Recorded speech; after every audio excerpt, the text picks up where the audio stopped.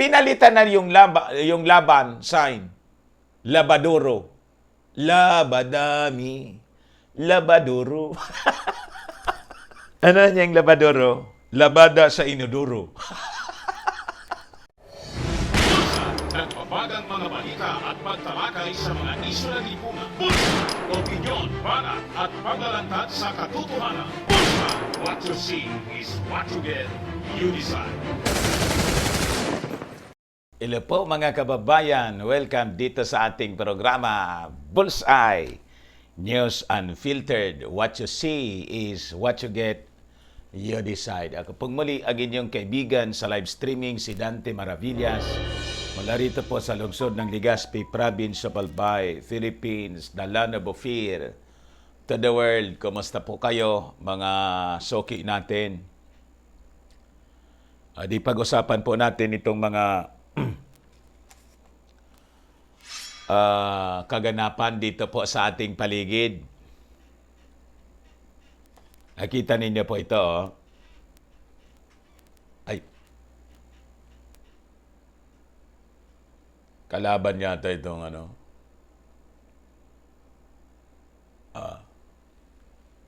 Ito, survey po mga kababayan ng Manila Bulletin. Landslide. Kanina, breaking mga kababayan, yung pa-survey din ng Manila Times. Landslide. Parehas landslide.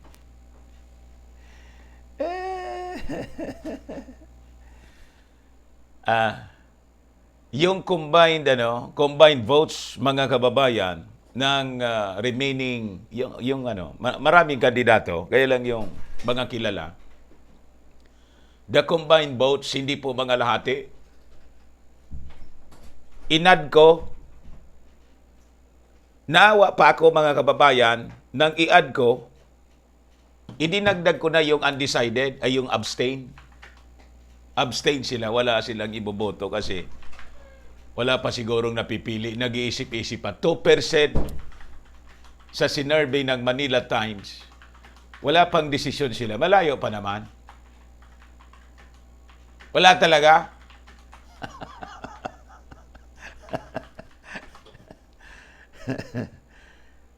Ito naman po, Manila Bulletin. Ganon din. BBM numero 1 pa rin sa Manila Bulletin Presidential Survey. Ito yung online survey man lang siguro to. Yung pipindutin mo yung lab, yung mga emoji, pipindutin mo lang. Si Bongbong Marcos nakakuha ng 689. Si Lomi, 244. Si Yorme, 211. Si Bato, 4.4. 4.4. Bakit 4.4 ito?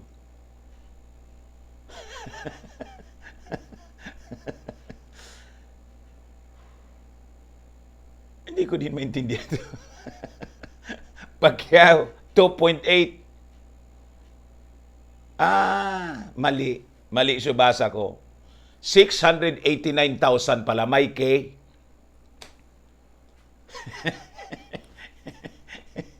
Binilang yung love, 689,000. Si Robredo, 224,000 pala. Mali ako, sorry ha. Ay, pakikuan mo kuya, nagmo-moist yung antipara ko.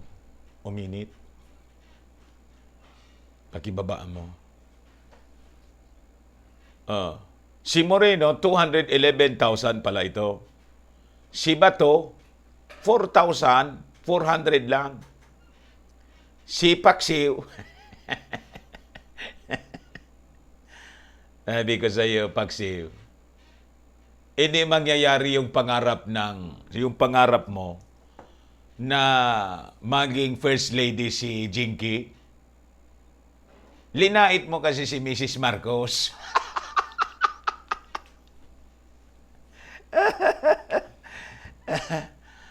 Assuming kasi kayo na uupong First Lady si Jinky, ayun tuloy.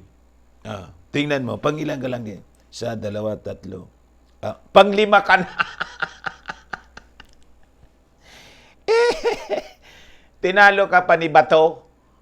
Dati si Bato nasa rock bottom lagi si Bato. Sabi nga natin, malayo man si Jinky. Si Jinky po, Belo.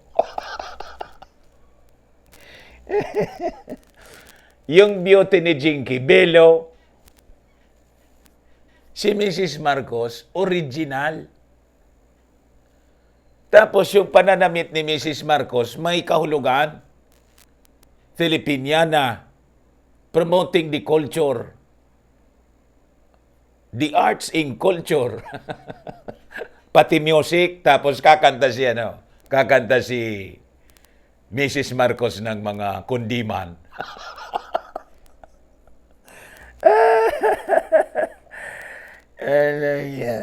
Tingnan mo tuloy, Paksiw. 2.8 lang. 2,800 yung bumoto sa kanya.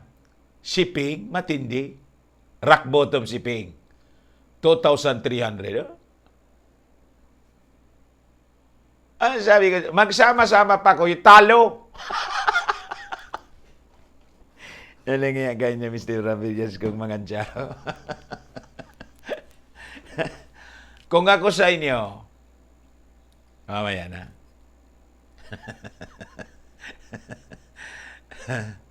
Landslide yan, no? BBM landslide sa Serdipo. 68%. 68%. Alam niyo kung ilang kay Lomi? 10% lang. The rest, 7% in down. Inad ko lahat, 31.9% silang lahat. Simula kay Lomi, to Bato, parang si Bato yung kapurit doon. Mamaya tingnan ko. Hindi mga lati. Yak! At mamaya, sasabihin ko sa inyo kung bakit ganon at yung dapat ninyong gawin na mga supporters nitong mga talunan. Pero masarap po yung talunan sa, tawag dito, sa sabong, ay masarap po ang talunan. Magkuha na po kayo ng papaya. Pasiguro na kayo.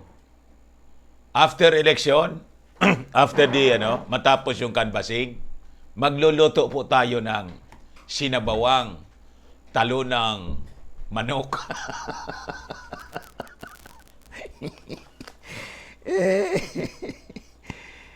Amigo sa inyo.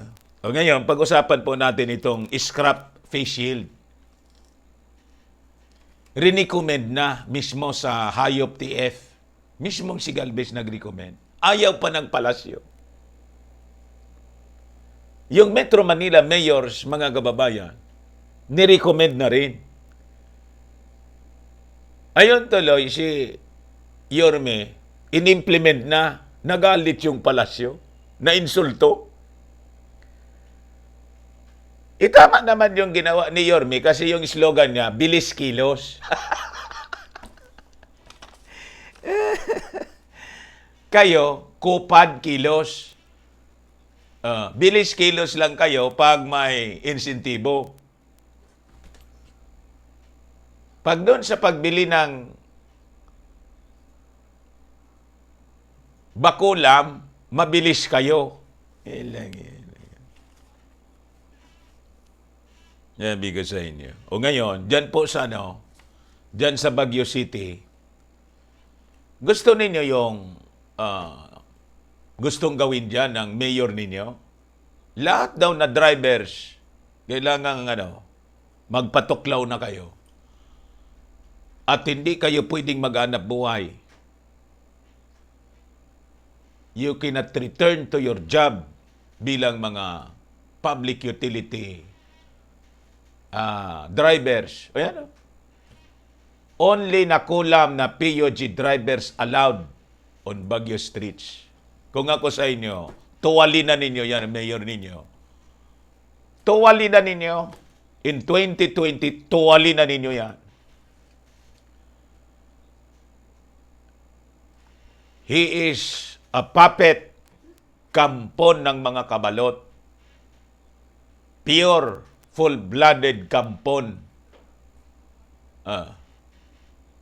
Tanggalin na ninyo yan sa 2022, yung mayor ninyong napaka...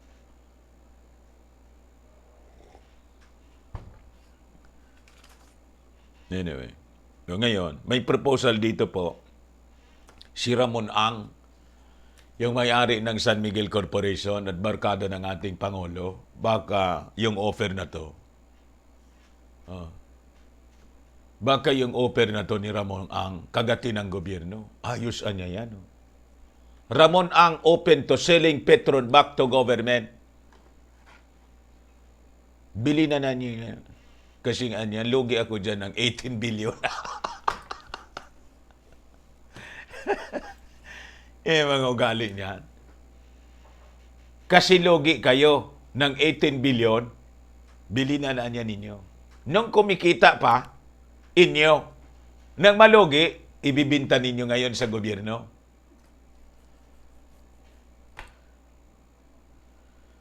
Worse, baka kagatin ng ating Pangulo. Barkada niya itong si Ramon Ang.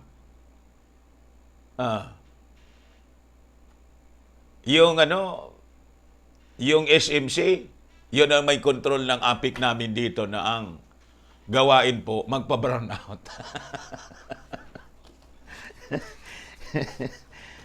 Last time, hindi tayo makapag-program kasi wala bang kaming source ng... yung doon sa sa dati natin, nakakabit yun sa araw. Ito, hindi pa ito nakakabit sa araw. Magapon tuloy, wala tayong... Yan lang yan, mga kababayan. So, pag-usapan po natin, baka kasi biglang sige na niya, maganda niya ito, maganda yung proposal, i-buyback natin. Yun man lang po ang ating pag-usapan siguro. Ano pa yung? Mamaya na kung may dadagdag pa tayo. So mga kababayan, maraming salamat po sa patuloy ninyong panonood sa ating live streaming dito sa Bullseye News Unfiltered, tapos dito sa Dante Maravillas Vlog sa YouTube. Ito pong ating programa ay atid sa inyo ng napakagagandang products from Malaysia, Firmax Firming and Lifting Cream. Ito po ay gawa sa 11 powerful medicinal herbs, immune system booster po siya, at saka hormonal balancing cream.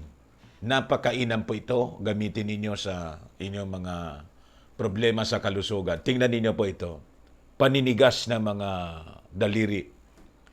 Demo po kami dito sa Seventh-day Adventist sa Toclo. Demo po siya. Ano po pangalan nyo, kuya? Pabling. Pabling. Si Brad Pabling po yung ating kasama. So, actual presentation po ito, ginagawa namin para maipagalaw po yung kanyang kamay.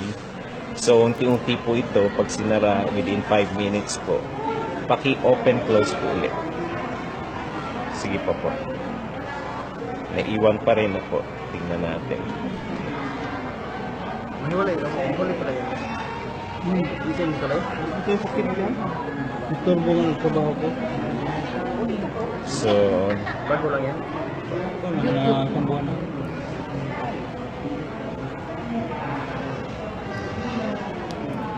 sige po. Okay.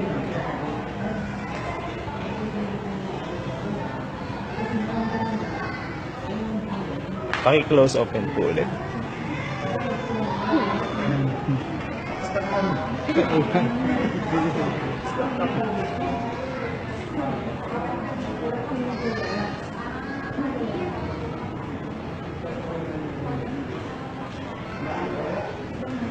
Ay, sorry po.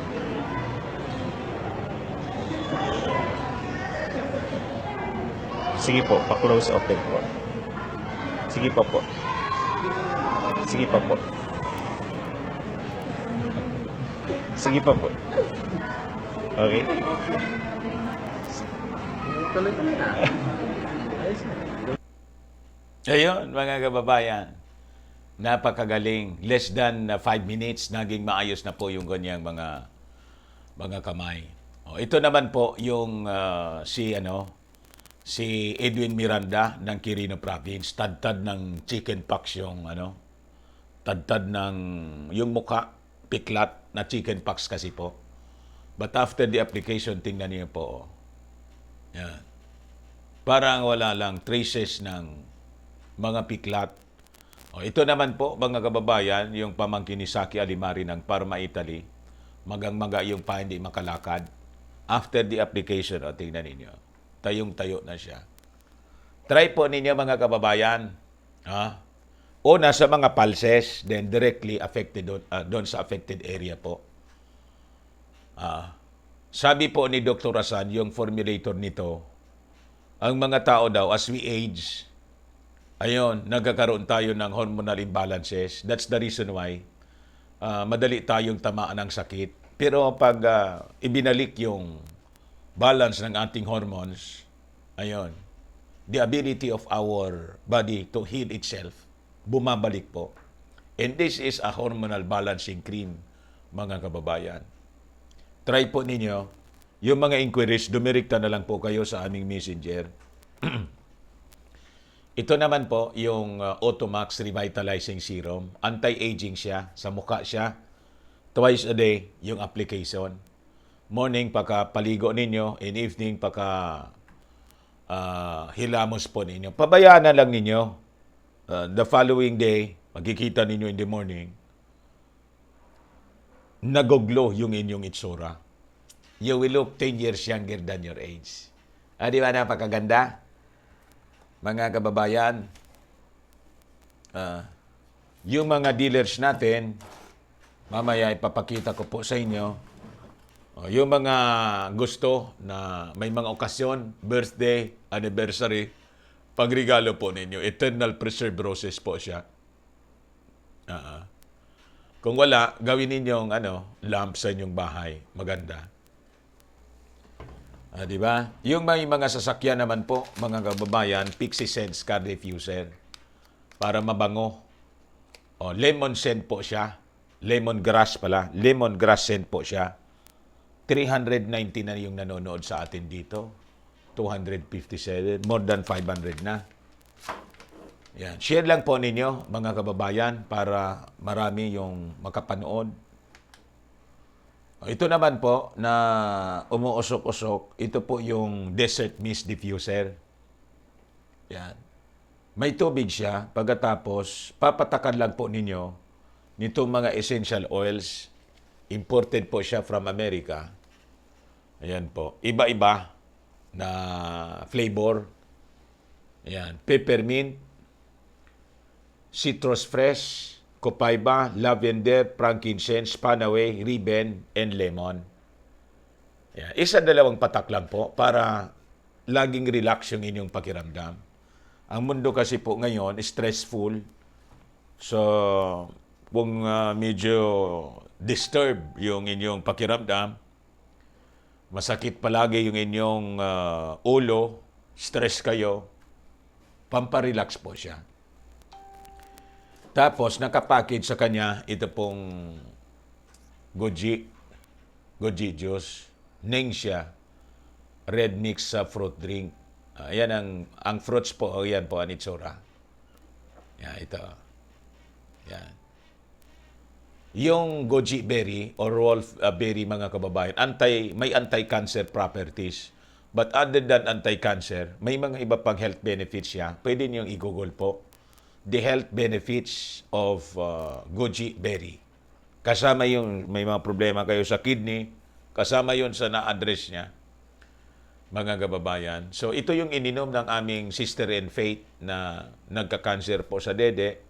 Tinanggal yung dede, syempre, tapos nag-chemo, ayun, nakalbo, naubos yung buhok, syempre. After 3 to 5 years, kala niya nakasurvive na siya, yun, bumalik pa rin yung cancer, nandito na sa kilikili.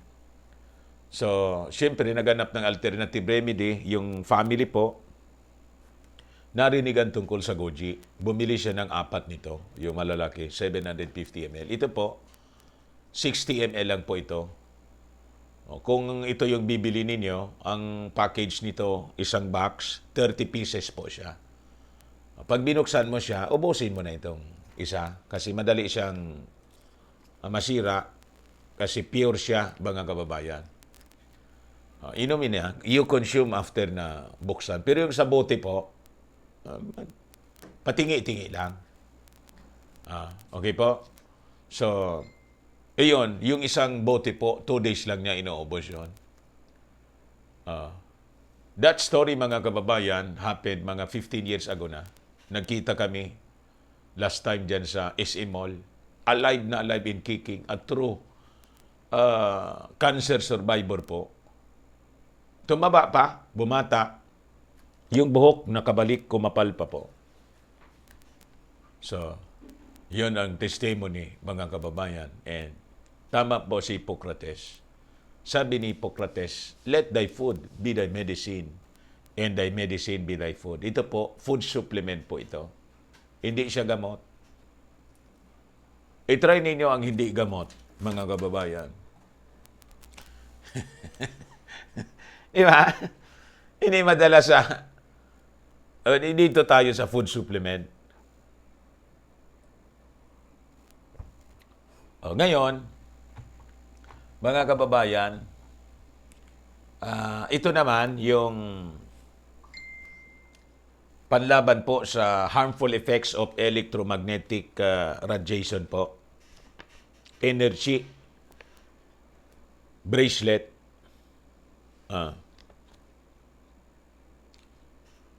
Ito pong energy bracelet is the newest fashionable wellness breakthrough product, and it helps activate and improve one's natural body's frequencies in dealing with inevitable stress of the modern life, neutralizing the harmful effects of electromagnetic field radiation from all electronic devices we constantly use. Powered by the state-of-the-art technology, Energy Bracelet is instilled with subtle energy by the pioneer and dealer of infusion technology, leader pala, Vital Force Technology. The subtle energy infused in Energy Bracelet enables it to help enhance one's mental and physical performance. It also helps strengthen the immune system, thus contributing to a higher quality of well-being. Energy Bracelet is a trendy and fashionable way of giving your body's performance an extra boost and protecting yourself against the harmful effects of EMF radiation. Try po ninyo, mga kababayan. May super chat dito. Si Madam Elvira Jokino, 10 Canadian dollars. Good morning po sa Dan Pangkape. Maraming salamat po sa pangkape po ninyo. 392, 350. Ati-ati siya. Ati-ati na siya. Dati ko konti dito, tapos yan. Ati-ati na siya. Tapos ito naman po, mga kababayan, yung Ultra H2. Tingnan natin, kuya.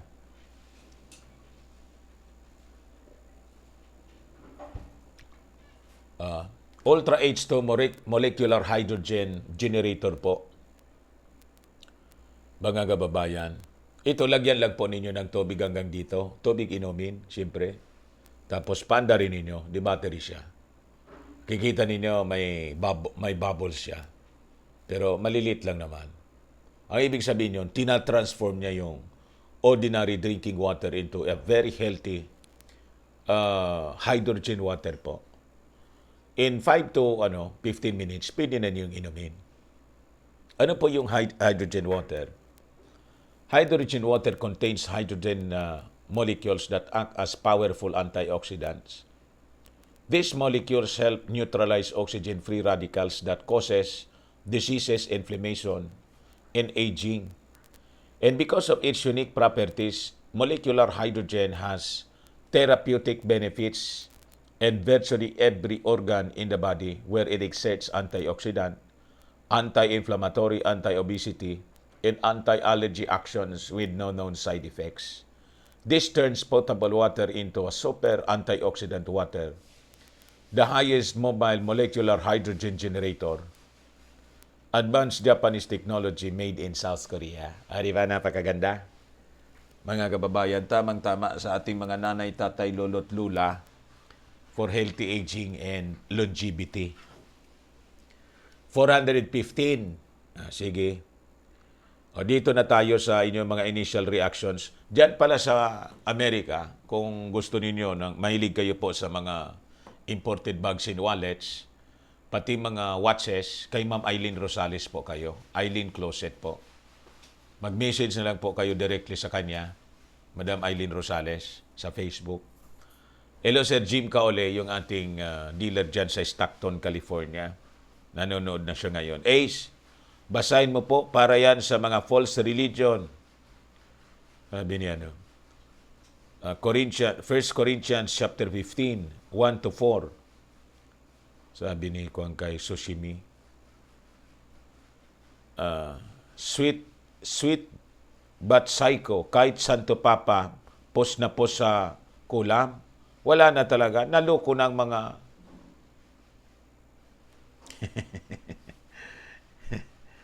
agenda nila kasi ito.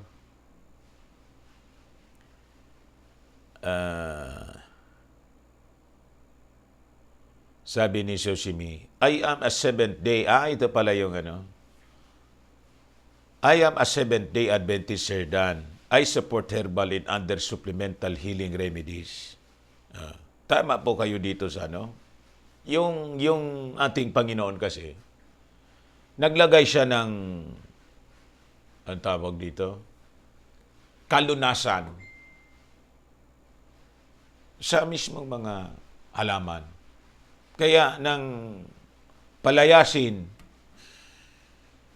si Adan at Eva, mga kababayan, doon sa paraiso, yun ang sinabi ng ating Panginoon. Let the herbs of the field be thy meat. Yan ang pagkainan niya ninyo. Bakit iyon ang isinabing pagkain? That is the first source of, energy. You see?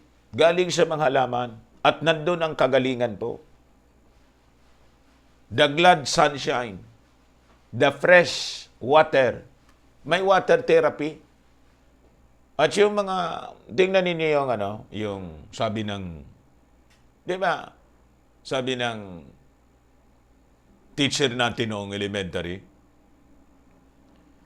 Doon ko yun unang narinig. An apple a day. Apple keeps the doctor away. Bakit? Sabi ko sa inyo. Dahil sa dalang nutrients, galing doon sa pagkain, galing doon sa prutas mismo, na nagiging kagalingan ng ating katawan. Tama ka, Sushimi.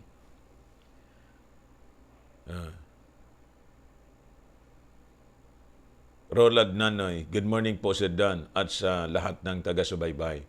Watching here from Santo Tomas, Batangas. Danilo Dizon, kaano-ano ni Silvestre Bello, si Walden Bello. Iwan ko po, ito si Walden, isa din itong assuming.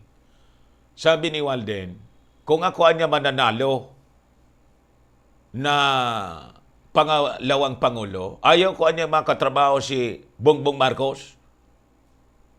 Baka niya sapaking ko pa yan sa mukha. What? Assuming ka. Baka nga, laging ang marinig namin, never mind. Dito kasi sa amin, pag canvassing na sa gabi, ay, mga kababayan, maririnig mo na yung nevermind. Ibig sabihin, ayaw na niya. Kasi lahat zero. Itlog. Baka nga truck-truck na itlog yung marinig namin sa canvassing sa'yo. Assuming ka, Waldin. Ano ka? Yung mga dati mga kasama nga sa Akbayan, Akbayan, ayaw na sa'yo.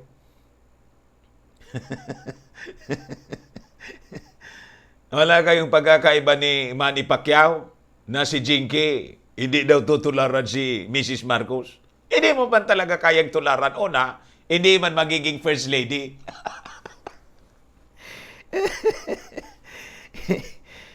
Paanong tularan mo si Mrs. Marcos? Ang layo ninyo. Yumaman lang kayo kasi sinerte din sa boxing si Manny. Siyempre, nadamay na kayo. Ngayon, masyado ka naman, nali sa Tagalog. Masyadong nali. Sa bagay, okay yan. Pero i-display mo yung mga mamahaling. Isuot mo lang. Huwag mo nang picturean. Pinicturean pa niya tapos inilimbag sa Twitter and Facebook. Ha? Yung mga relo. Imagine yung relo niya. Magkano yun? 16 million. 16 million. Yung gown, 2 million yata yung gown. Pero may karapatan ka. May karapatan kang you live in luxury. Kasi pinaghirapan din naman ninyo. Pero kung inggitin mo pa yung mga ampas lupa,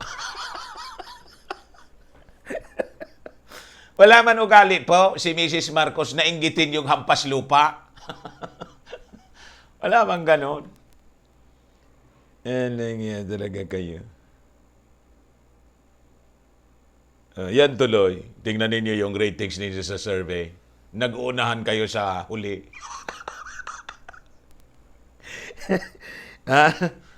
Yung mga kalaban ni Bongbong Marcos, nag-uunahan sa huli. Kaya nga pulutin yan. Leo Di Cordero, good morning po, Sir Dan, watching from Panabo City, Davao del Norte. May God bless you po and your family. Oy, si Charmy, Boysing dyan sa Kabayan. Ilan na ba? 534 dito, 494. Ay, 1,000 na din Sinya Arcilia, magandang umaga. Si Charmy nandyan sa Hong Kong. Festamin, has anyone heard the speech of Prince Charles at COP26 at Glasgow, Scotland? Climate Change Convention of the Globalists. Hindi ko pa po na bibigyan ng pansin. May nag-message na sa akin. Panoorin mo niya. Sabihin na kasi ninyo, ano sinabi noon ni Prince Charles? Sabihin na ninyo, napanood na ninyo, pag-usapan natin, pag sinabi niyo kung ano intensyon, ano yung agenda, tingnan ko kung may nalalaman ako sa sinasabi niya or just a confirmation ng una nating mga discussions. Sabihin na ninyo. Ano yun? Di ba? Kasi busy ako kasi po, gumagawa kasi po ako ng ng mga videos para sa ekonomiya. Busy ako. Bakit niya kailangan? Kailangan po sa ekonomiya. Sinya Arcilia, too much assuming kasi Sir Dan itong mga mag-asawang, itong asawa ni Pacman. Masyado kayo, ang tawag doon, social climber. Si Mrs. Marcos po, Dati nagmayaman. Sanay na sa yaman. Yung ganyang mga sapatos, wala man yun sa kanya. Ganun ang feeling po ng mayaman. Pag mayaman kayo mga alahas na kinainggitan ninyo, na mga pinklawan, wala man yun sa kanya. That is just normal. And she loves beauty. Beautiful things. Kaya laging nakaayos si Mrs. Marcos. Lagi siya nakaayos. Kaya nga, may ikuninto ako kanina, yung si Mrs. Marcos. In-interview ng isang foreign female journalist, ipinakita yung video ni Curicong. Sinasabi doon sa video ni Curicong, pinupuna niya si Mrs. Marcos na hirap na niya yung Pilipinas. Pero niya, concerned masyado siya sa itsura niya, yung face niya. Yun pa rin yung, bakit? Ano ang problema ninyo kung concerned si Mrs. Marcos sa face niya? Beauty queen siya. Siyempre, conscious siya masyado sa, di ba? Mahirap ka na nga, pangit ka pa.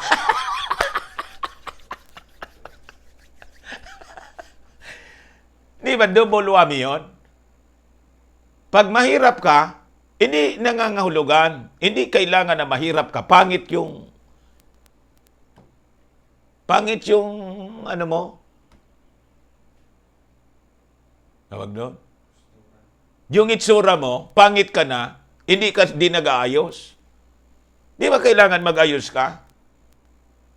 Iba yung mindset talaga ng itong mga balibasa, wala kayong originality. Nakita ko kanina si Lumi, kasama yung mga supporters, ang pina-flash po, victory.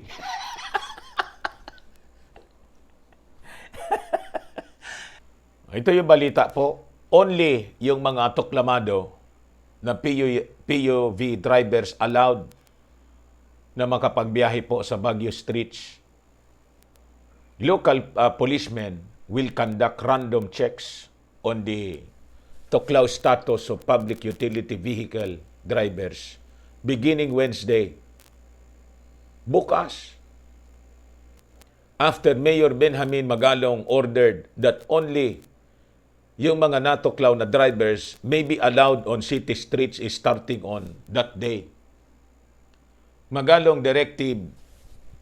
directive, which was issued on Sunday, affect drivers of jeepneys, taxicabs, vans, buses, including those entering the city from neighboring towns and provinces.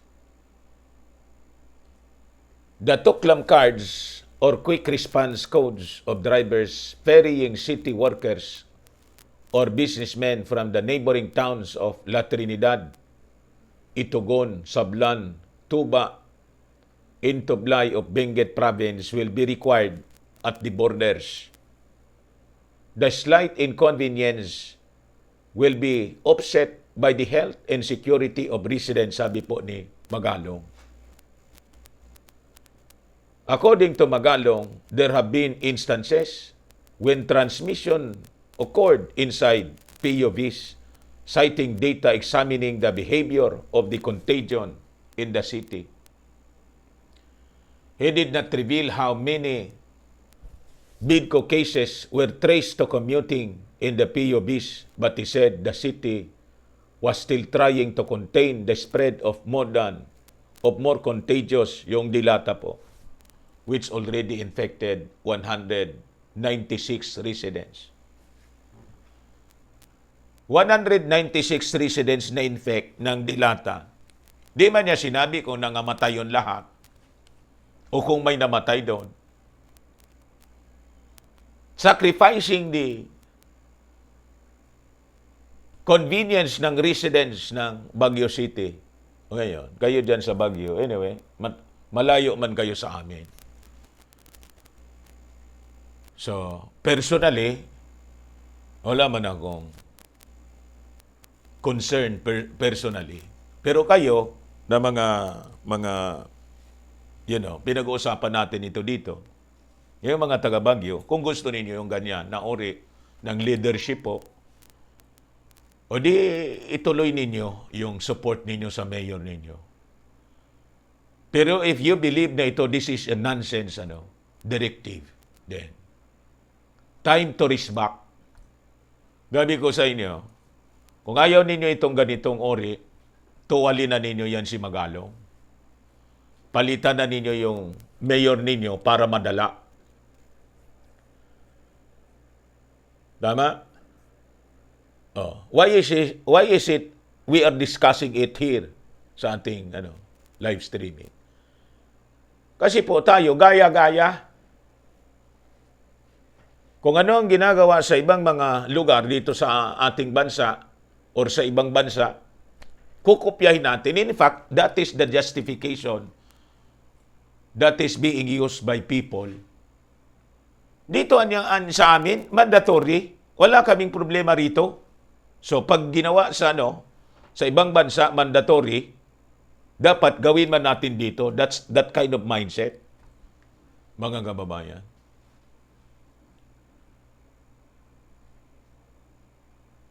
Kasi this is global. Wala man tayo anyang magagawa.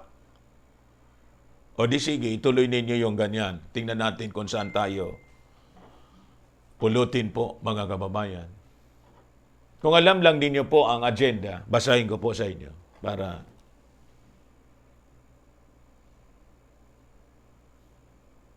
iwan ko lang.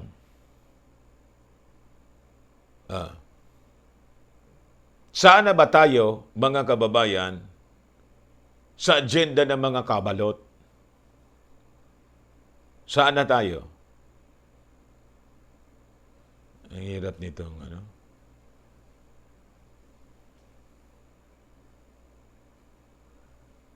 dapat talaga naka-ready lahat siya.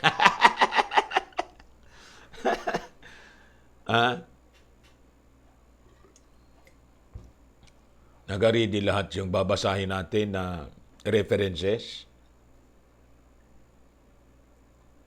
para walang air gap, sabi nga. Kapasensya na ninyo, ha?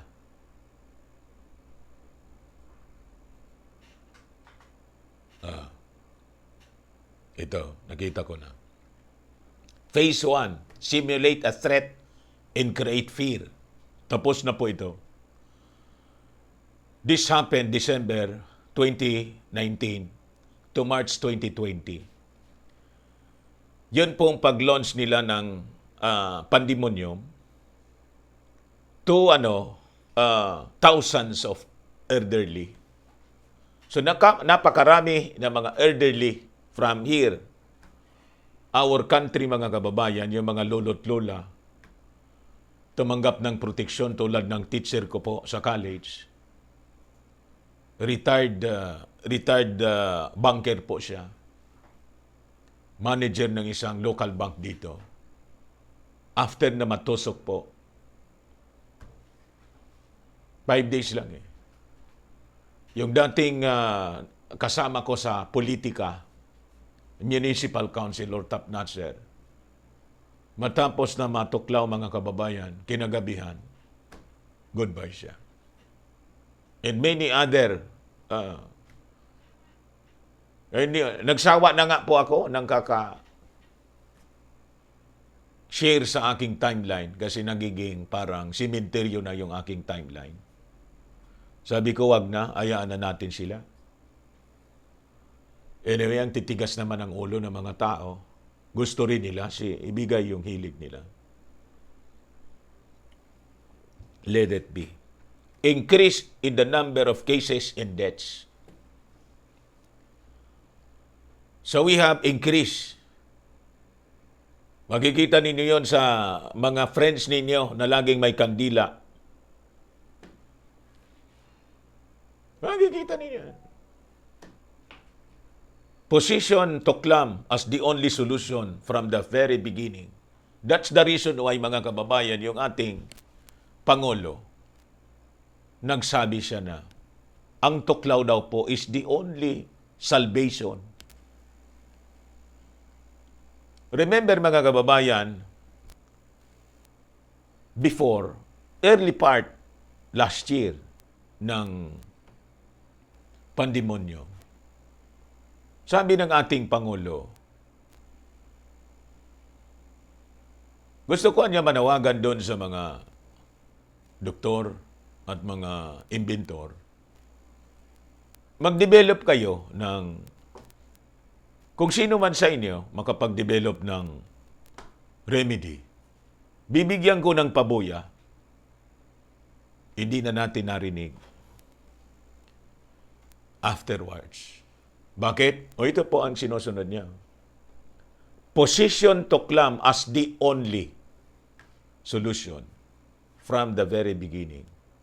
Siguro, mga kababayan, pinagsabihan siya ng pinakamamahal niyang hero, Mr. President, sabi ng mga experts na kakilala ko, asan ng experts sa Hudas, ito lang talaga ang solusyon. At alam na alam ko ito kasi ako doktor. Ayun. Naniwala naman kay hero. Ayun na po. Pinosisyon niya ngayon. In all other leaders of the world, ganon ang kanilang pananaw. That's the reason why si Trump, na may ibang pananaw siya, tinanggal sa pamamagitan ng magic. Dinaya yung eleksyon. Si Juan na sinil, ito na yan, iupo natin sinil. Si Baygon. Gustong-gusto nila. Amigo sa inyo mga kababayan, ganun katindi. Then, focus all attention on Bidco. Result, ito yung expected result nila. Almost all the general public magkakaroon ng panic anya yan. Nagpanic nga yung mga tao. Lahat ng sinabi ng gobyerno, hindi na sila nag-iisip kung tama ba yung sinasabi ng gobyerno. Sinusunod nila kasi nagkaroon ng panic because of fear mongering na ginawa nila. Nawala sa katinoan yung mga tao. Takot na takot sila. Bombarded with, false information through the mainstream media, AM, FM, television, dyaryo, etc., social media. Kada pag bugbog yung mga tao. That is the expected result. Phase 2. Tapos na yon. Kaya nga tayo ngayon hindi makapag-isip ng maayos. Most people hindi makapag-isip ng maayos. Phase 2. Tapos na din ito po. So the tears and division impose multiple unnecessary, liberticidal, and unconstitutional coercive measures. Yun ang rason mga kababayan kung bakit yung ating Pangulo palabas siya ng palabas ng kung ano-anong utos which is against the law. I-arrest niya yan. Ang hindi niya, susunod, akyatin na ninyo sa bahay. Tusukin ninyo sa puwit. You see? Ano siya? Impose multiple unnecessary, liberticidal, and unconstitutional coercive measures. Kandado dyan, kandado doon, yan. Arrest the violators. Paralyze trade in the economy. Yun ang ginagawa. Noon pa. And until today, yun ang ginagawa nila. observe the submission of a majority in the resistance of a rebellious minority. So nakamasid sila.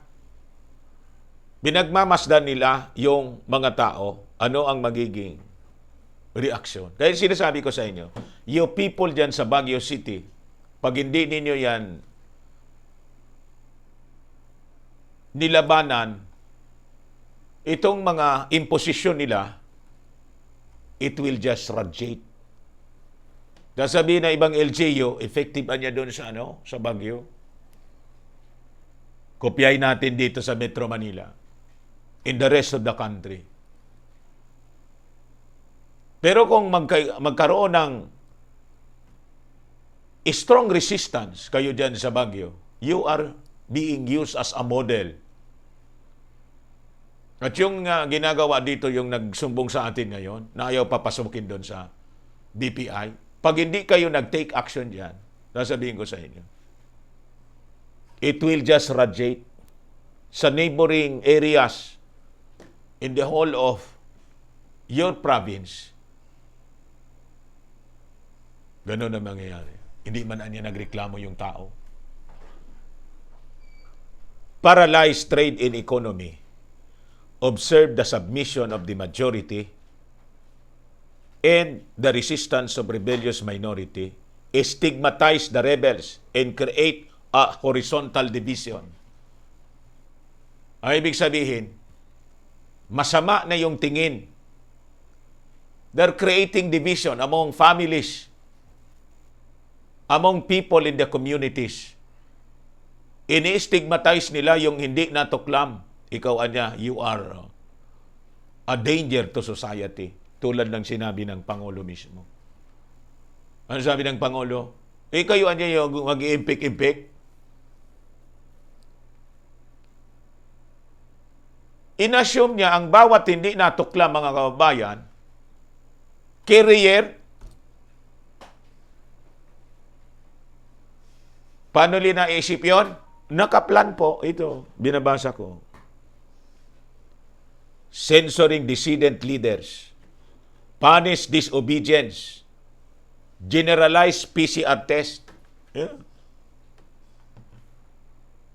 Ano sabi ng mga leaders natin? Bigyan niya ng incentive yung Tapos, punishment niya sa iba, you limit the movement ng mga ayaw. And that's the reason why, pinopose nila, ngayon kinontra ng mga ibang congressmen, yung proposal na lumitaw lang mga kababayan the other day, na sinasabi doon, yung mga 4-piece daw, members, na ayaw, tanggalin. 4-piece.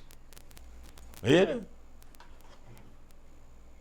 Ito pong agendang ito, hindi man agenda dito sa Pilipinas. They're just following orders from the Cabalot.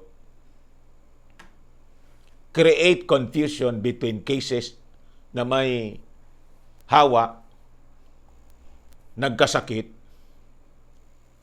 na ospital at namatay. Kaya wala silang clear data po.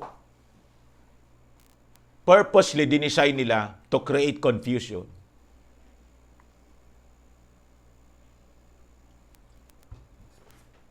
All of this, mga kababayan, plinano nila.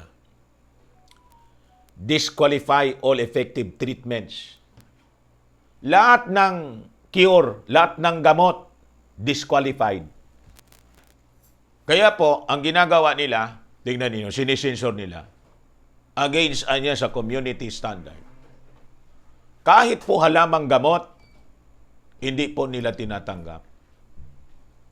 Basta kailangan madoktrina kayo na wala itong solusyon. Tusok lang ang solusyon. Kailangan yun ang paniwalaan lang ninyo. Bakit siya ganon? Ito, nagkakuan siya. Disqualify all effective treatments. Totoo ba to? Ano sabi ni Doc Joey?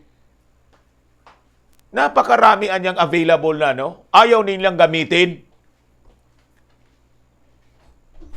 Vitamins, ito, kailangang inumin nila.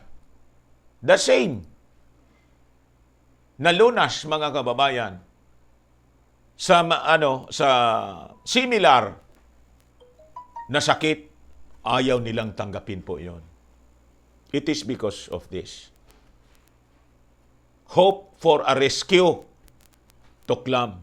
Result, almost general panic. Kaya yung tao, panic ng panic, nakakatakot niya kasi wala ngayon itong wala pang nadidevelop niya. And that's the reason why yung kay Mario Marcos na nandun sa Indonesia, because it was rejected, totally rejected po dito. Kaya po, sinasabi ko kay Mario Marcos, hindi ko na naintend po si Mario Marcos. Yung kanyang mitiin na dalhin ito dito, dalhin yun dito, ay wala man yun. Baka pagdating noon, pag nagtinda siya noon dito, nagbuka siya ng outlet dito, pinasara, illegal niya yan. And yung nag-approve na agency po will not allow it.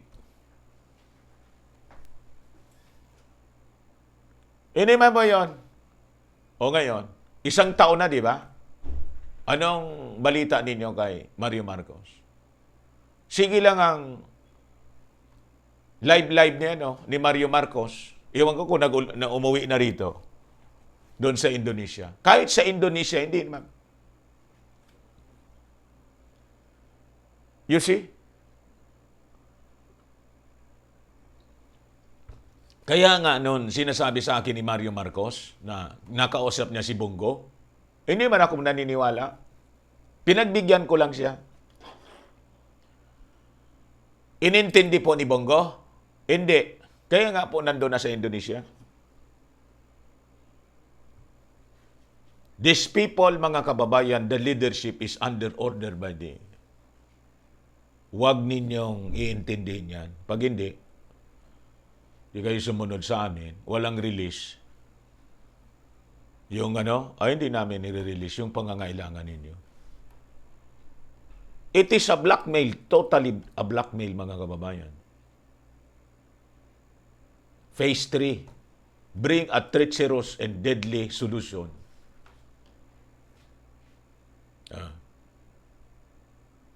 Offer a free tusok to everyone. And that's the reason why dito po, ngayon? May dumating pong galing Russia. Librean niya yun. Sige. Ito siya. Promise protection and return to normality. That's the reason why, sige ang salita po ni Concepcion, ni Joey Concepcion. Sige na niya, push siya ng push. Para niya makabalik tayo sa normal, by December niya, di makarecover na tayo. Merry Christmas na po. They are actually working within the script, mga kababayan. Mangyayari yung sinasabi ninyong normal, asa pa kayo. Hindi po tayo ibabalik nila sa normal, sabi ko sa inyo, many times. Bakit? Ang kumokontrol po sa atin, mga abnormal yung tuktok, hanggat hindi natin sila inaalis, hindi po tayo babalik sa normal. Ginawa nilang abnormal ang pag-iisip ng bawat isa. Asa pa kayo. Establish a herd immunization target. Lahat lang sila target. Di ba ang target nila 70%? Sa Metro Manila, mga kababayan, lumampas na nga yung iba. Kaya sabi nga ni Doc Joey, mayroon na niya tayong inabot na niya natin. So, ano pa? Ano ngayon lumalabas sa balita? They are pushing for the third.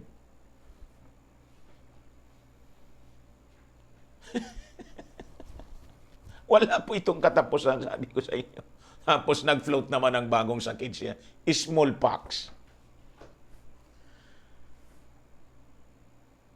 Wala po itong katapusan. Ako na nga lang yung umiiwas na everyday, mga kababayan.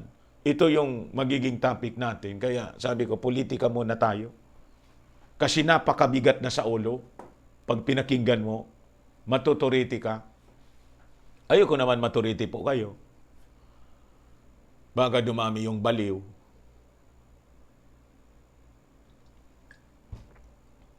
Nabi ko sa inyo. Kaya ginagawa kong magaan yung pagkikwento po. Kaya lang, ngayon, ito yung mga balita dito, hindi ko maiwasan eh. Simulate a partial recovery of the economy. Yung gagawin nila dito ngayon. Papaasahin tayo na we are recovering. Sabi ko sa inyo, tuloy-tuloy ang pagbagsak po. Niluluko nila tayo. Lahat ng patakaran po na sinasabi nila, pampakulaps ng kabuhayan, ng negosyo. Paano tayo re-recover? It is only in their imagination. Salita lang po sila. Yung tourism po, babangon. Sabi ko sa inyo, nagbukas yung you report to me, you people there in Metro Manila. Kumusta na po yung sinihan? Di ba binalik na yun, kasi binaba sa alert level 2? May nagsini. Bukas pa hanggang ngayon.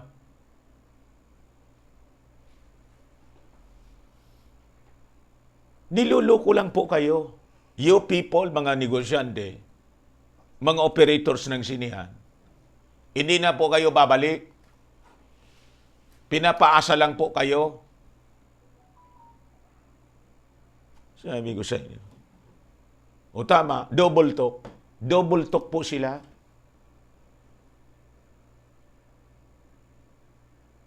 Hide statistics of side effects. Tapos yung mga natigbak. Maling po sa Kaya hindi wala silang data. Purposely, ganun ang dinesign nila. At lahat mga kababayan ng claims na ito anya na imbestigaan niya tayo.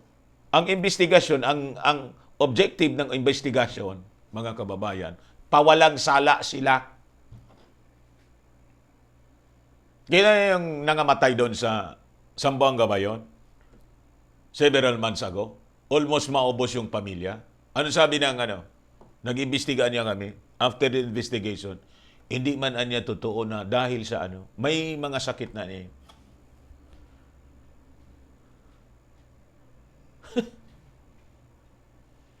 May wala kayo, mga kababayan. Passing off the side effect of to natural effects ng virus, mga kababayan. Recover the notion of Variado as a natural mutation. Yun ang dahilan kung bakit sigyang panganak, sigyang mutate, may na-detect naman anyang bago. Walang pangalan, number lang at letters. Doon anya sa Pampanga. The first case anya. Yun, labas naman po yung. Now you understand with this, itong binabasa ko po, kung bakit po ang octopus nagsasabing, sige na anya ang baba, tapos sabi naman ng duhel, ay wag anya tayong nagdadrama lang po sila, wag anya tayong makasiguro. Kailangan anya, mag-iingat pa rin tayong maigi.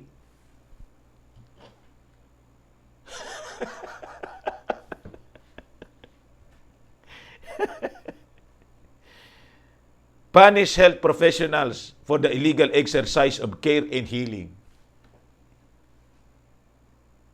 And this is happening, mga kababayan, all throughout the world. Those health care professionals na hindi sumunod sa kanilang script, tanggal ka. Yung iba, kinasuhan ng tinanggalan ng license. Sabi ko sa inyo. The result, doubts and feelings of betrayal among na natusok and discouragement among opponents. Phase 4. install apartheid in the QR, This is happening today, ngayon. And that's the reason why yung sinasabi ko sa inyo po na nakikita ninyo sa mga mall na QR na pipicturan mo lang, naka-display, di man nila ini-impose. That is, advanced promotion of their intent to implement it upon go signal. And this time, mga kababayan, paisa-isa na nila na ini-implement. And that's the reason why we have that report, yung kanina, na yung BPI, naghahanap na po ng o papunta yun doon. Dito sa isang bangko po, yung pumasok po ako, inanapan ako ng QR. Mayroon ka na nga, sir, sabi ng gwardiya. Ito anya, para madali ka niya makapasok. Mayroon ka na niyan? Sabi ko, wala. O sige, anya, pumirma ka na lang dito, pasok ka na. Anong ibig sabihin yun? Under instruction yung gwardiya by the management na ngayon na niya, pag tanong-tanong, pero wag munang i-implement. At least niya, you create awareness na in the future, it will be required. Tinetest po nila how people will react. Pag walang strong resistance, they will pursue with it. Kaya sabi ko sa inyo, kayo dyan, kung gusto lang ninyo, hindi man tayo diktador eh. Ini-educate ko kayo para makapag-isip kayo ng maigi. Reward the tuklamado, punish the resistant. Yan. Kaya narinig ko kay Chis Escudero, ganun ang ganyang pananaw. Hindi na ako nagtaka kasi nabasa ko na to, matagal na. You see? Gaya ka ko pala, ganito yung mga local chief executive. That's part of the... Kausap-usap kasi nila, maybe they are not aware na yun ang agenda. To their minds, sabi ko nga, pati ito si Magalong, to their minds, this is the right way to deal with this pandemonium. Kasi na-brainwash sila, parang religion po. Bakit po kayo gumaganon? Kasi tinuro sa inyo na brainwash tayo ng pagsasign in cross protection. Di ba? It is for your own good. Ang hindi alam, hindi itinuro sa atin, ng sign of cross is a sign of sin. Kasi si Jesus Christ, pinako sa cross. Death penalty.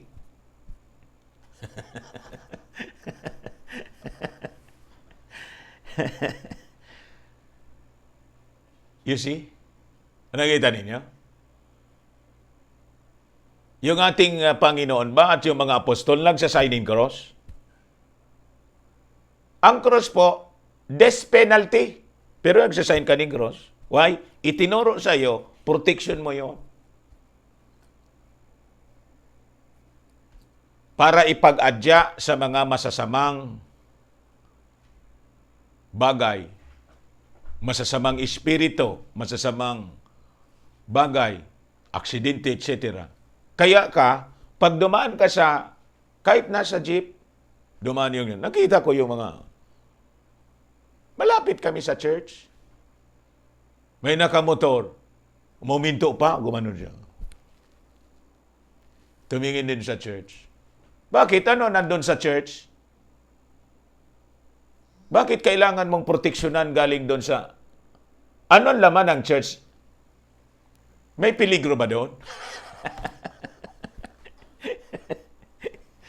You see? Mga kababayan, ganon. So, brainwash tayo na this is the right thing to do. I tell you, mga kababayan, this is the worst thing that will happen to humanity.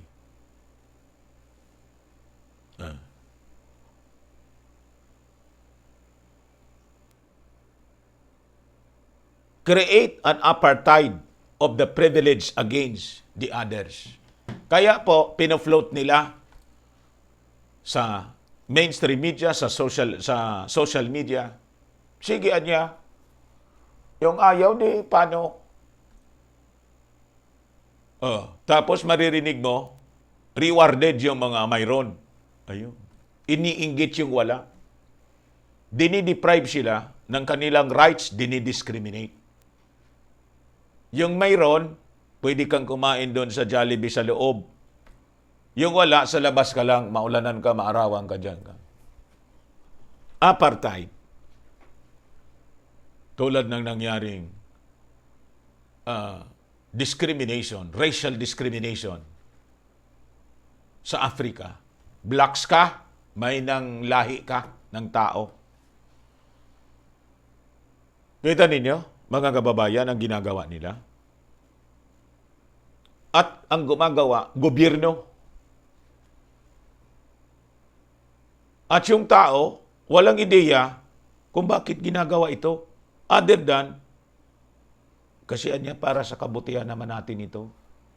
Para anya sa proteksyon natin.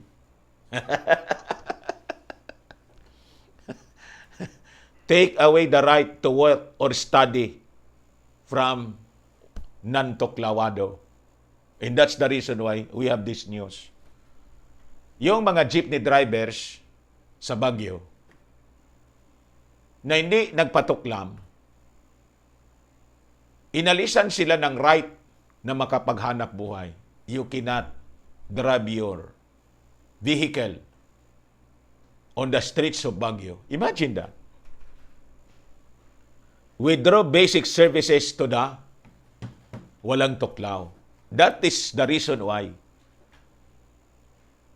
mayroon tayong proposal floated by government officials mismo ng administrasyon na to na aalisan ng support yung mga 4Ps. I-delist, aalisin sa lista. Nagtataka kayo? O nandito sa plano po? Sumusunod lang sila sa script. Wala na silang, di na nila pinapaandar yung pag-iisip po nila, mga kababayan. Impose PCR payment test on walang ano. Kasi ano, matitigas ang ulo ninyo, mag-test kayo, magbayad kayo ng sarili ninyo. Yung gusto, anya, magpatuklaw, libre. Tama ba yun? Nagpatuklaw, hindi nagpatuklaw, taxpayer po yon at mamamayang Filipino. Bakit mo i-discriminate sila for reason na ayaw lang magpatuklaw? You see? Mga kababayan, result, first state of digital control. At gagawin nilang mahirap, pulubi yung ayaw magpa.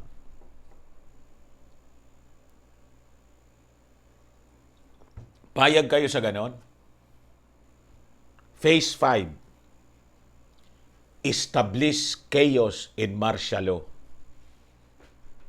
It will start this month up to March 2022. Kaya po sabi ko sa inyo, mag-ready kayo kasi po, nag-start na po sa China. Remember na sa China po galing itong sakit na to. Sila ang pinagmulan nito galing sa laboratory. And you have to understand, mga kababayan ko, the kind of government that will take over the world, pattern po sa kanila. It is a communist, dictatorial, one world government. Ano ang mga activity nila? Ito, basahin ko po sa inyo. Nagsisimula na ito sa China. Exploit shortage of goods in food Sabi ko sa inyo, mag-ready kayo. Yung mga nasa cities po, kung wala man kayo masyadong activities dyan sa Metro Manila, may province kayo, umuwi na kayo. Magugutom kayo dyan. Nakita ninyo ang balita sa China? Mismo yung government ng China nagsabi, mag-panic buying na. Mag-ipunan niya kayo ng mag-stockpile kayo ng mga pagkain, nag-panic buying.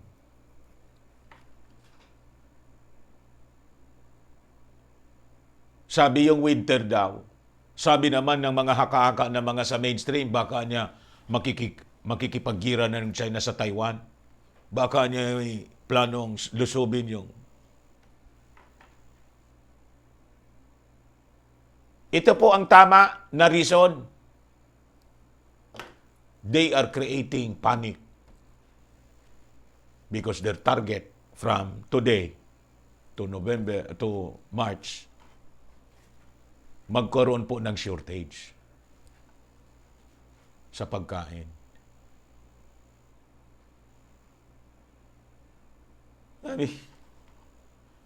This is a controlled demolition po. Sinasabi ko po sa inyo. They're creating chaos. Paunti-unti nilang ginagawa para hindi kayo makalata. At yung mga nagsasabi ng ganito po, i-discredit nila. Hindi man na niya totoo. O, ayun. Yung binasa ko ba, hindi nangyayari? Hindi yan. Cause the paralysis of the real economy in the closure of factories and shops. Kayong mga nagsara na mga establishment, sabi ko sa inyo, kala ninyo, babalik pa kayo. Hindi na po, madidiritsuhan kayo. Yung malls, yung mga malls dito, more than half ng mga occupants wala na, sarado na. Other than yung isang malaki po dito. Bakit? Sila lang hindi masyadong mahigpit.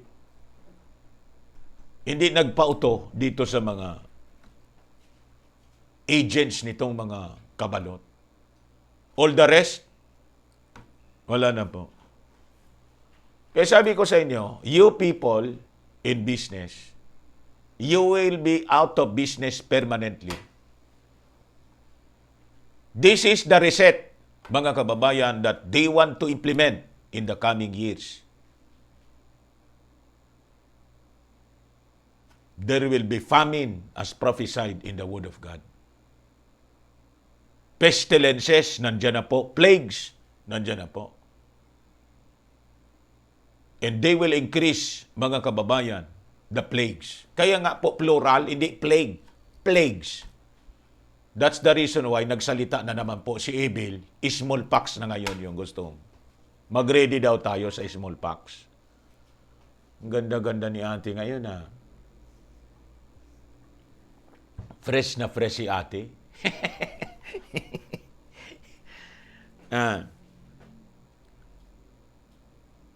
Let unemployment explode. Kala ninyo, makakabalik pa kayo sa trabaho ninyo? Sabi ko sa inyo, you better think of alternative na pagkakakitaan po ninyo. You better think. Kala ninyo, re-recover tayo kasi nag-relax? Hindi po. Nasimula na nila. Itutuloy-tuloy nila ito, mga kababayan. Maniwala kayo sa hindi. Magmasid kayo sa susunod na mga araw. Apply a third dose of the Tuklaw, the booster. And that's the reason why. Pino-float na nga. Dati, hindi niya kailangan. Sabi ng Dohel. Hindi pa niya kailangan. After several weeks, yung mga kuwanan niya, yung mga health workers niya, kasi papaso na, palabas ng balita, yung mga ulupong, mga kababayan, na sinasabi, yung efficacy niya, the effectiveness of the, is waning 6 to 8 months. So, kailangan niya i-boost. Tapos, Yung ginagawa po dito, nauna na sa Israel. In Singapore, ganon. Kaya magbubos din sa... Alam ba ninyo, sa Singapore, nag-surge. Almost more than 90% na sa kanila yung nakadalawa. And this time, nag-spike sila. Why? They're pushing for the third. Ay sabi ko sa inyo, wala po itong katapusan. And that's the reason why in America, in some parts of Europe, yung mga tao doon, in Australia po, laging nasa kalsada, pero hindi po kinukover ng mainstream media. Massive protest. Tens of thousands of people fighting on the streets. Nare-report ng mainstream, hindi po. Video-video lang yung mga tao, tapos sinisensor pa. Why? Para hindi po hindi maka-encourage sa mga bansang tulog tulad po ng Pilipinas. Tulog na tulog po tayo rito, pinaglalaruan tayo ng mga ulupong, sinasabi ko po sa inyo. Take up the murder of the living old men. Ano ang ibig sabihin doon? Mga matatanda po, kung ako sa inyo, yung mga lolo at lola natin, huwag kayong makikinig doon sa mga advice ng mga relatives ninyo. Sabihin ko sa inyo, mga lolo at lola, gusto niyo yung umaba ang buhay ninyo?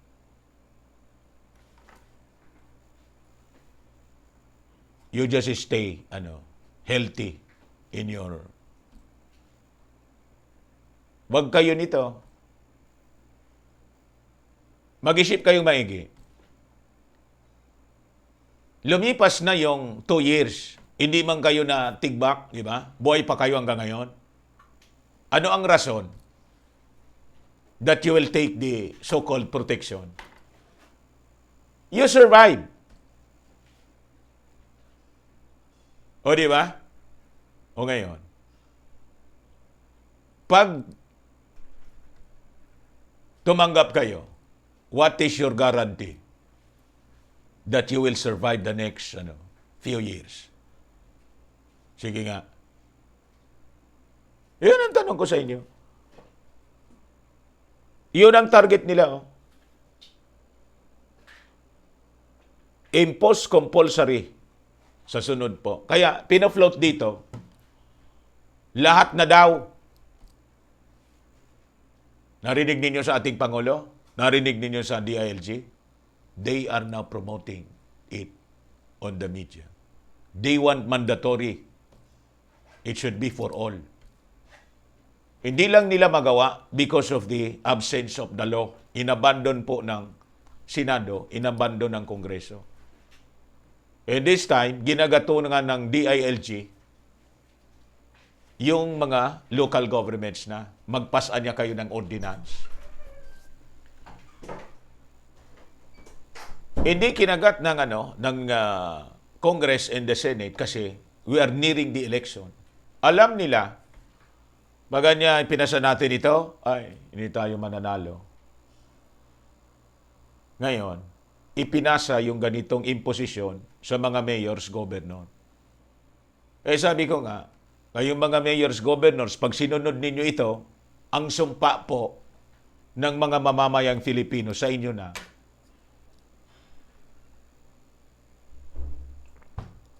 I-try ninyong sundin. Lalo kung may kalaban kayo. Kaya nga si Ping Lacson po, ginagamit na itong isyong ito, hoping na maka-slice man lang siya ng konting support para sa kanyang kandidatura. Yung lockdown daw, alisin niya, ayaw niya. At hindi niya gagawin itong mandatory. So, kinopya niya si BBM na ayaw sa mandatory. You see? And this time, itong mga ganun din. Kontra sila sa pag-alis ng 4-piece. Yung mga dilawan at mga, sabi ko sa inyo, huwag kayong pauto dyan. Temporary lang naman yan. Kasi eleksyon ngayon. Gusto lang nila i-win yung inyong support. Afterwards, pak! Kabal uli po sila. Amplify the myth of the Baryado, the efficacy of the tuklam in the immunity ng mga sabi ng herd. Demonize yung mga kontra tulad ko. So ang tingin sa atin siguro ng mga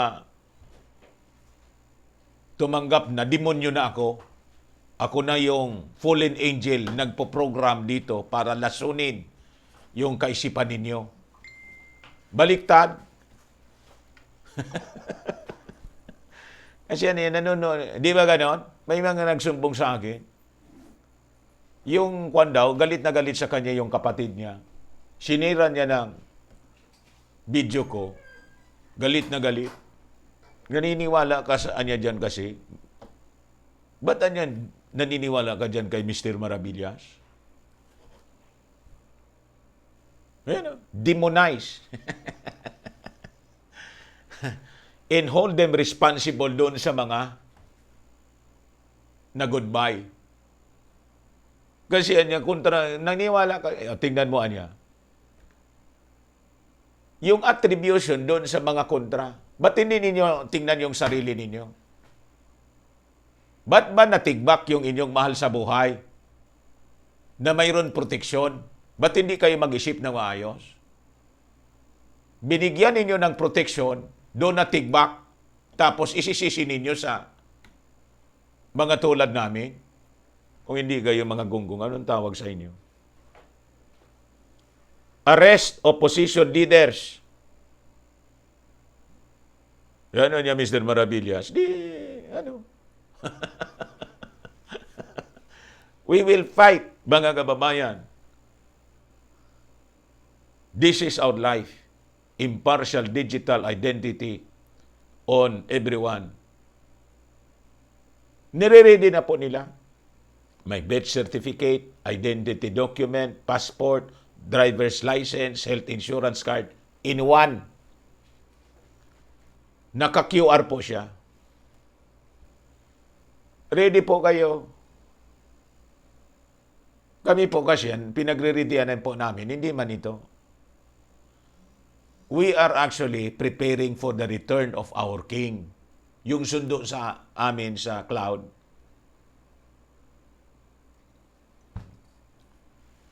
Yun po ang pinaghahandaan namin.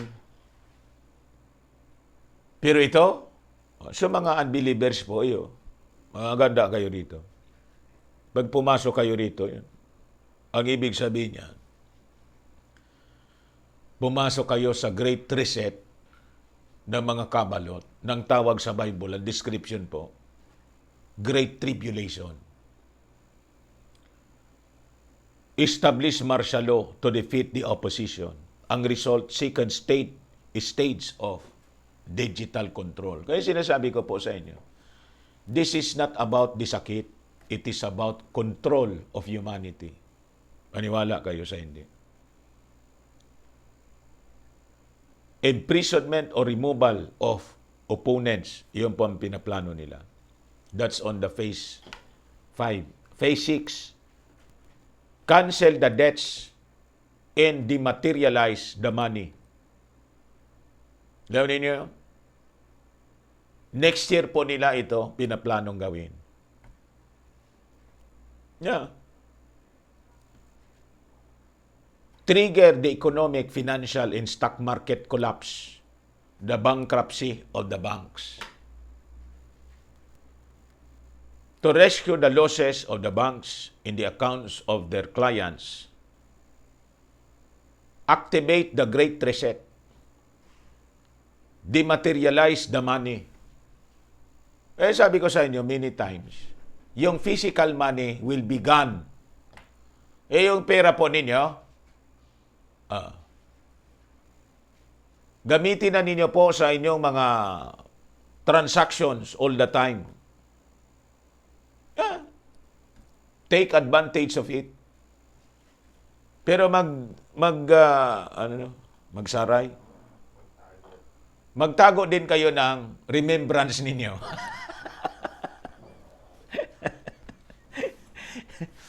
Magtago kayo ng remembrance ninyo sa bahay, hindi para sa future plan ninyo. Kasi, i-demonetize po siya kasi digital po ang ipapalit nila. Crypto. Yung plano ni Mata, Matamita, yun po, ang i-implement po nila. Gone were the days of paper, bills, and coins. Wala na siyang halaga, kaya souvenir na lang po ninyo. Ganun. Ipasta ninyo dyan sa idikit ninyo sa wall. Ito yung panahon na maayos pa ang pag-iisip ng mga tao sa mundo. Because in the future, wala ka nang mahawakan na kwarta. Electronic digital money. Kasi ang gusto nila, kontrolado nila ang buying and selling po ninyo. Yeah. Cancel debts and loans. Iyon ang gagawin sa ating gobyerno. Kaya walang di yung utang natin na ilan yun? 11 trillion? Ay, papatawarin yun.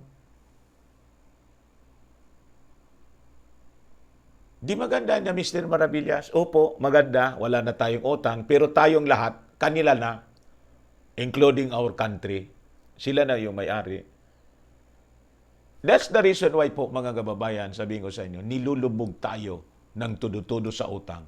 Kasi sasabihin nila, in the end, kayo anya lubog na sa utang. Ano niyang gawin namin? Anyway, anya, reset tayo. Wala na kayong utang. Pero anyang kondisyon ganito.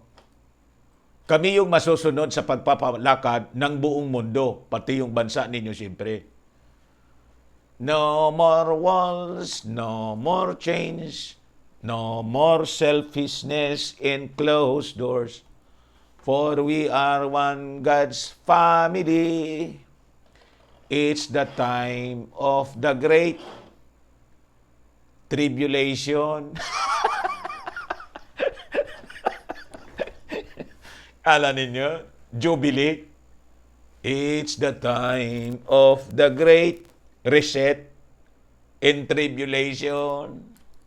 No more walls. Borderless society. Under one leader. Sabi ko sa inyo. Cancel debts and loans. Impose the digital portfolio. Digital wallet. Sabi ko sa inyo noon pa. The technology that will control your lives are already in place. It is in place already. Hindi lang ini-implement. Hindi pa ini-implement. May panahon na i-implement nila. Ready na po ang technology. The Antichrist will use the technology to control trade and commerce, your buying and selling. Para yung ayaw sumunod, hindi ka kakain. That's the reason why pinapauso nila. Yung walang tuklaw, hindi ka makapasok sa bangko. Walang tuklaw, hindi ka mapasok sa McDo, Jollibee. Hindi ka makapamol. Mind setting po ang ginagawa sa atin.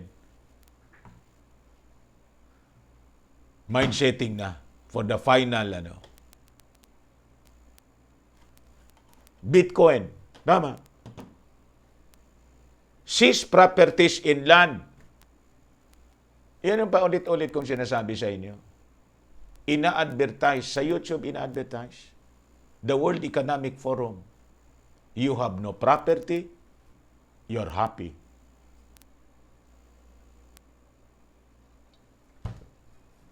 Wala kang pag-ari, lubugan niya kayo sa utang. Sabi, ban all global medicines. Lahat ng gamot Kaya wala silang nire-recognize pong gamot. Itong tuklam, hindi man po siya gamot. Itanong ninyo sa mga doktor kung gamot siya. Ang tuklam po, kaya ang tawag ko sa kanya, bakulam, it is sorcery. Sorcery in witchcraft. Di man po siya gamot. Kaya sabi sa Revelation po, by your sorcery, all nations deceive.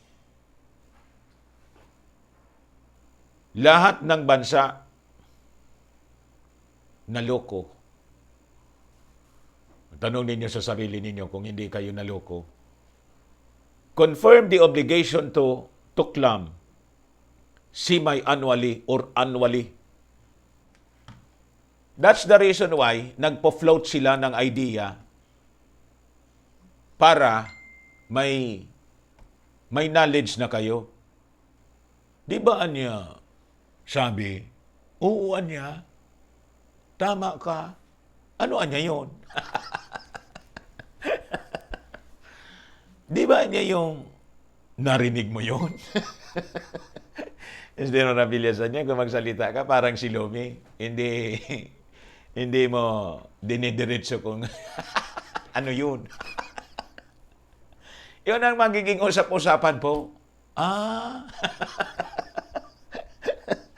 Oo nga. Ano yun? Ha? Hindi niya, ang ibig kong sabihin, di ba narinig mo na yung tuklaman niya will wane. The efficacy will just wane for 6 or 8 months. Oo nga. Ito po yun. Mga kababayan, para ma-confirm nila yung obligation na kailangan mong tumanggap every 6 months. Jackpot sila dito. Impose food rationing and a diet based on Codex Alimentarius.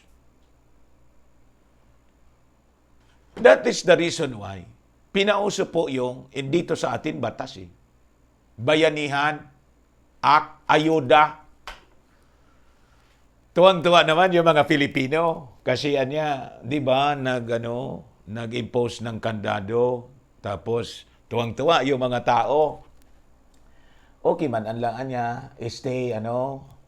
stay home to be, protected from ganito. Safe, Anyway, yung gobyerno, yung gobernador, yung mayor, yung mga barangay, nagdi-distribute ng pagkain. Ang hindi ninyo alam, that is exactly the design for it. Kasi in the future, irarasyon na lang nila lahat. So that, yung mga kontra sa kanilang agenda, walang rasyon. Wala ka ng property, wala ka man trabaho. So, sinasanay tayo mga kababayan nila na maging dependent sa gobyerno. So, ang gobyerno na po ang magdidesisyon ng buhay natin in the future. Yeah. Extend the measures to emerging countries. Result, third state of digital control, extension of the non-OM to the whole planet.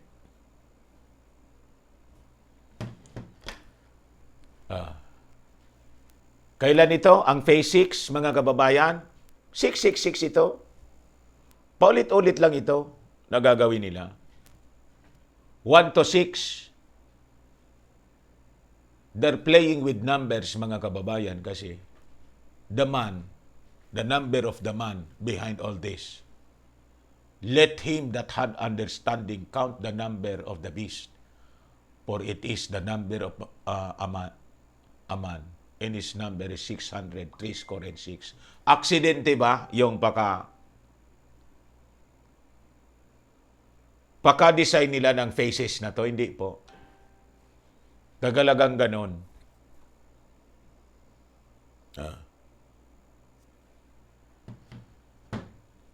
Kailan to? Oh. Effective March 2022 to September 2022 ang timetable nila for the implementation ng Phase 6 ng kanilang demonic plan.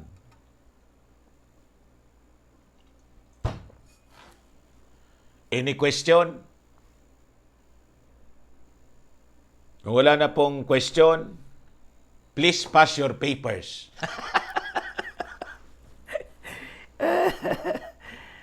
Sabi ko sa inyo, mga kababayan. Ngayon, dito na tayo sa face shield.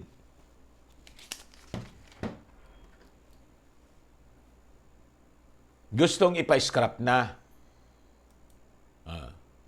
Metro mayors agree to scrap use of face shields, sabi po ng MMDA.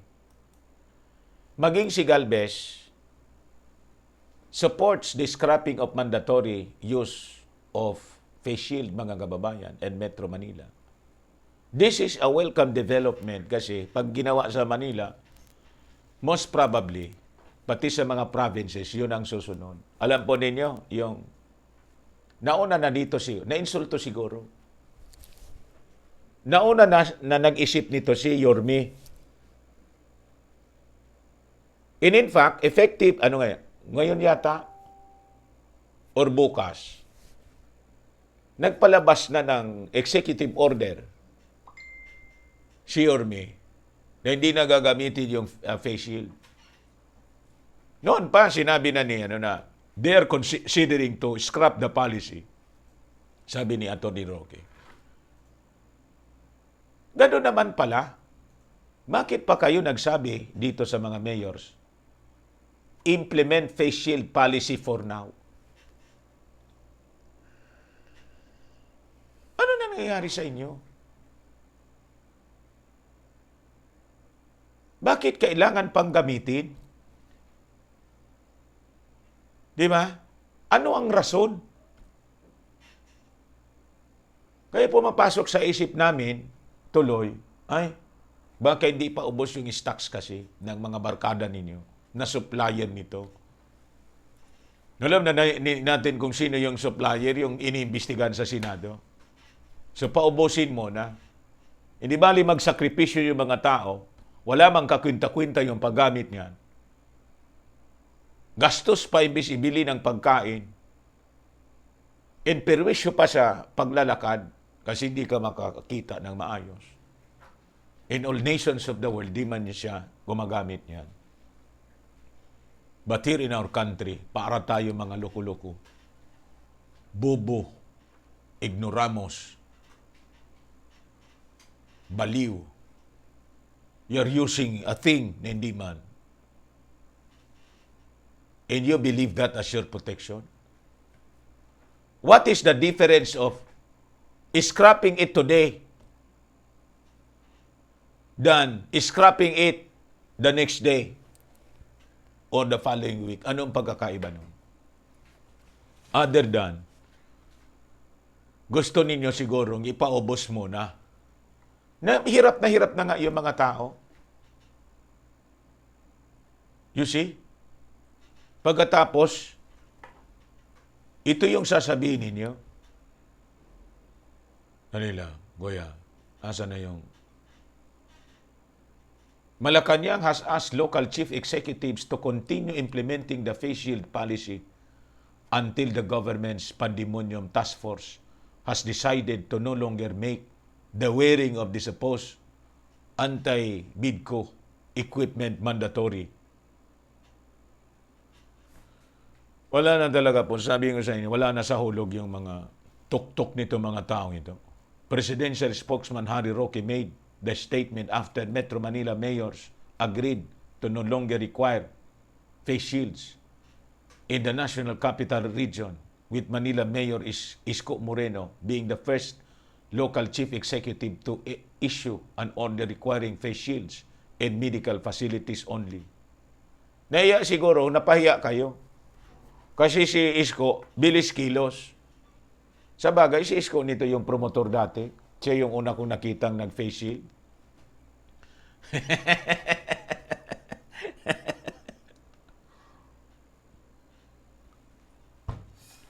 Tanggalin na ninyo yan.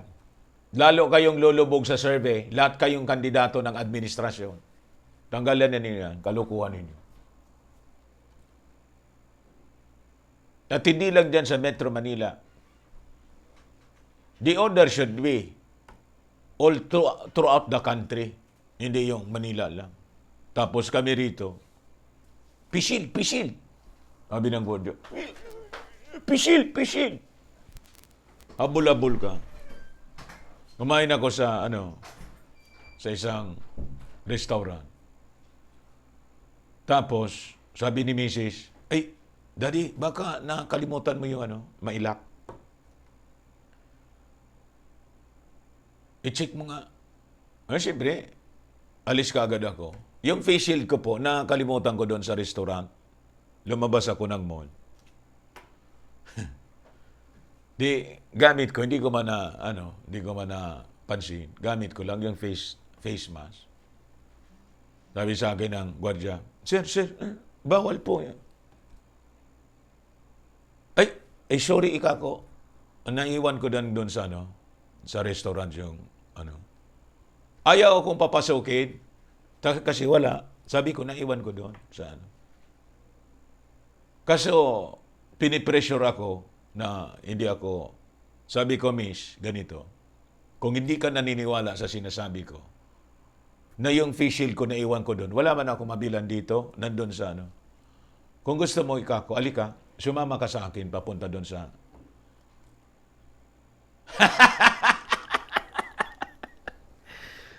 Hindi ka naniwala sa akin, papunta doon. Nakalimutan kasi, galing ka na niya, sir, sa loob, o sige na niya. Common sense. Di ba? Sabi ko sa inyo, mga kababayan. Pagkatapos, makita mo yung mga tao, may face shield nga, di man ginagamit dito. Nandito sa, bakit? Harang nga sa mata mo, may antipara ka na harangan pa ng plastic. Ang sakit-sakit sa sentido. Maduduling ka talaga. O minsan, paglabas mo sa may moist na dito, may moist pa dito because of yung hininga.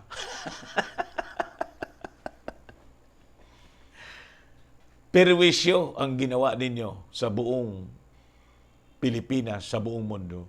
Sa buong Pilipinas pala, sa ibang bansa pala, hindi man. Wala man yan. Sino yung nagturo sa inyo na pulpul, na scientist, na sa paggamit ng face shield na hindi man nakadikit, you'll be protected. You see? At pag ikaw ay pumasok sa restaurant, yung sakit, suspended siya sa attack. Hindi mag-atake yung sakit. Kasi kakain muna ako. Time out, sakit. Time out. Alis yung face shield. Alis yung kakain. Hello.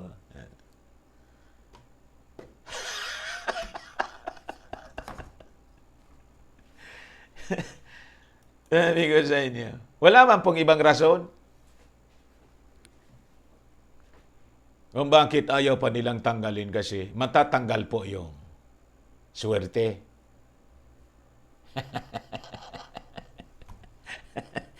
Ililipad po yung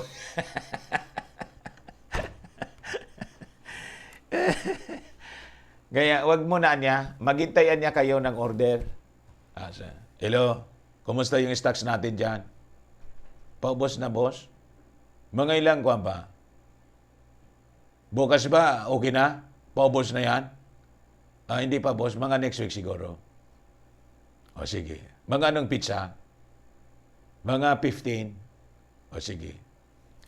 Mga kababayan, sa kuwan pa po, sa November 15 pa.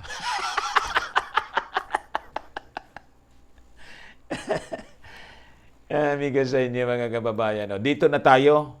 Napahaba yung kwento natin. Ito pong case ni versus Marcos, an assault on our intelligence, siguro, ikuhan ko na po sa inyo kasi paulit-ulit na lang. Ito yung mismong sinabi ni yung publisher mismo nitong Manila Times, si Dante Ang, Dr. Dante Ang. Basahin ko na lang yung ano. The petition to cancel the certificate of candidacy of former Senator Bongbong Marcos is a cheap public relations stunt. Frame the issue. Define your proponent. That's the standard PR playbook. And that's what the detractors of presidential candidate Bongbong Marcos are employing. Namay ito si Dante Ang dito. O ngayon, dito tayo mga kababayan sa balita na si Ramon Ang, ano kaya ito? Magkapatid yata to. Ramon Ang, yung isa, tukayo ko, Dante Ang, open to selling Petron back to the government. Importante kasi itong issue mga kababayan. Itong Petron, alam naman natin po, lalo yung mga matatanda, pag-ari po ito ng gobyerno, comes now the privatization policy ng mga dilawang pink ngayon, bininta. Nagpalipat-lipat na po ng Aramco yata, Saudi Aramco, multinational company. And this time mga kababayan, ang present na may-ari, bininta din sa SMC, itong Petron, nabili, mga kababayan, ni Ramon Ang. Sabi dito sa balita, business tycoon in San Miguel Corporation Chief Executive Officer Ramon Ang has offered to sell Petron Corporation back to the government through a 5-year installment payment scheme. During the House Committee on Ways and Means hearing on Monday, Ang raised the possibility na ibenta na lang yung sinasuggest na bilhin ng gobyerno ang Petron, privatization. Anytime po, pwede ko pong ipautang sa Philippine government, bilhin ninyo ito ng over 5 years to pay. Bakit? Lugian niya ako niyan. 18 billion na niya yung logi ko in the past year. Ayun. Kasi logi. Bakit natin ito dinidiscuss mga kababayan? Baka kasi kagatin, kasi barkada ng ating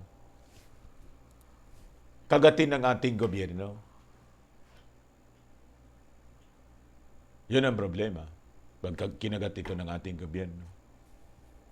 Kung nagulugi si Ang, lalong malulugi po yung gobyerno kasi ano ang rason hindi malugi? Alam kasi po ni Ramon Ang po kung ano yung trend ng negosyo sa petroleum. Kaya willing siya ngayon na bitawan na po at kumita pa dito sa Oy mga senador, kontrahin ninyo po ito. Kailangang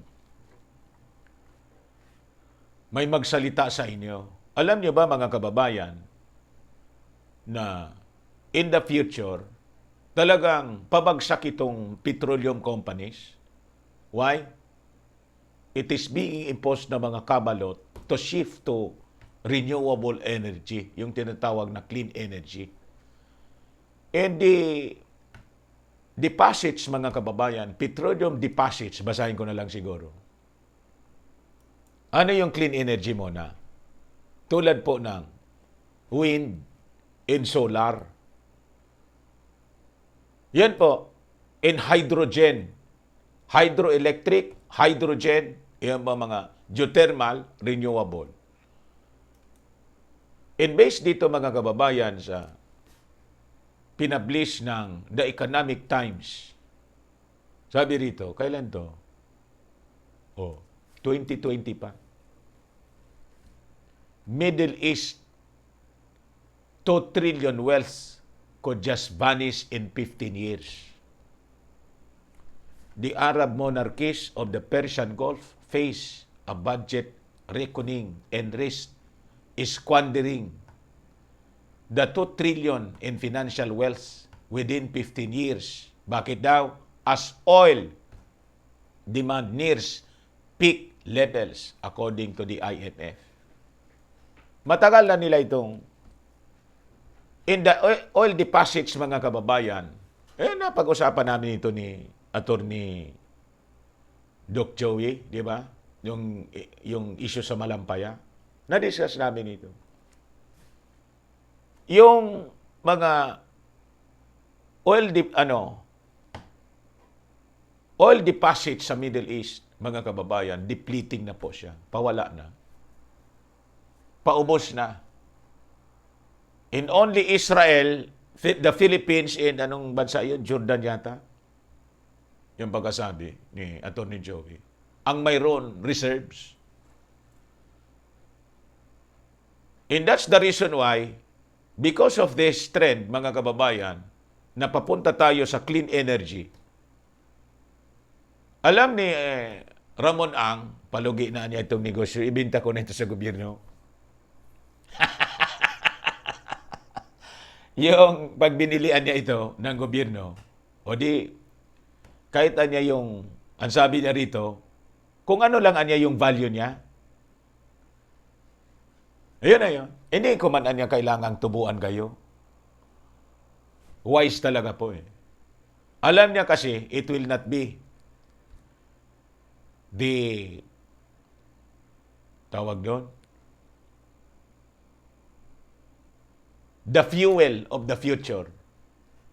Lalo pa, yung climate change issue po, mga kababayan, na isinisisi sa fossil fuels, yung global warming.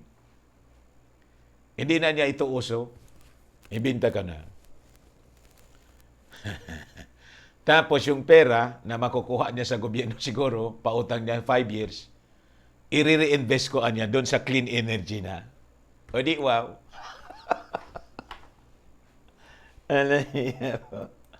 Bantayan po ninyo ito, mga senador, mga kababayan. Baka kagatin kasi, barkada po. Barkada ng ating Pangulo. Itong si Ramon Ang.